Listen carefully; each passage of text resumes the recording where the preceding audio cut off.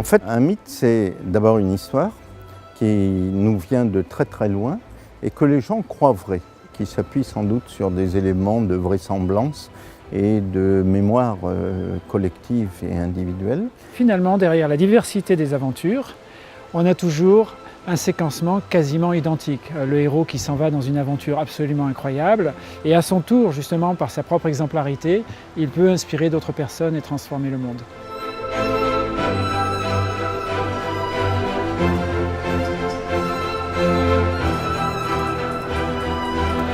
Les aspects concrets physiques de l'entreprise vont montrer son histoire, mais surtout M. Gilles Bohain, pour lequel je travaillais, de temps en temps, par petit épisode, me parlait de son aïeul fondateur, un peu utopiste, et ça m'intriguait beaucoup. C'est le personnage sur lequel on s'appuie beaucoup pour asseoir la source de l'entreprise.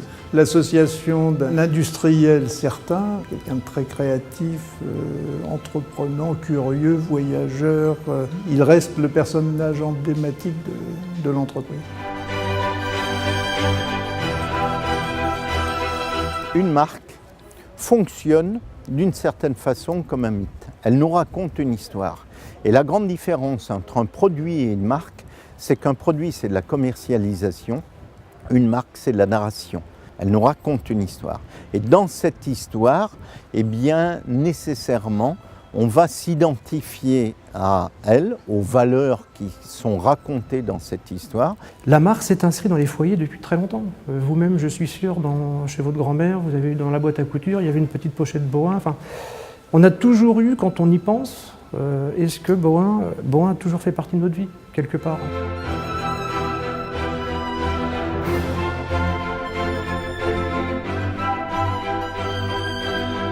Au moment où j'ai décidé d'ouvrir l'entreprise au public, on s'est plongé profondément dans l'histoire de l'entreprise. Là, j'en ai découvert de plus en plus, puisque la mémoire de l'entreprise était intacte.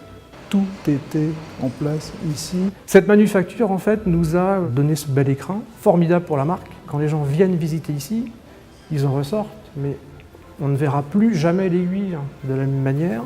Parce que non seulement on vend effectivement le produit technique, mais aussi on vend l'usine. On est dans le mythe, mais aussi dans un marché concurrentiel.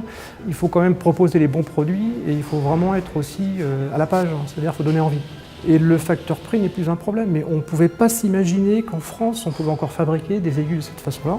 Bohain reste Bohain. Il y a des fondamentaux qui sont permanents dans l'entreprise. La différence, c'est l'ouverture.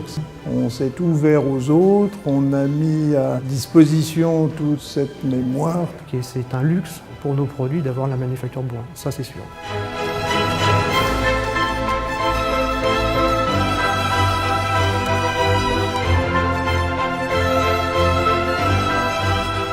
Qu'est-ce qui va faire la différence?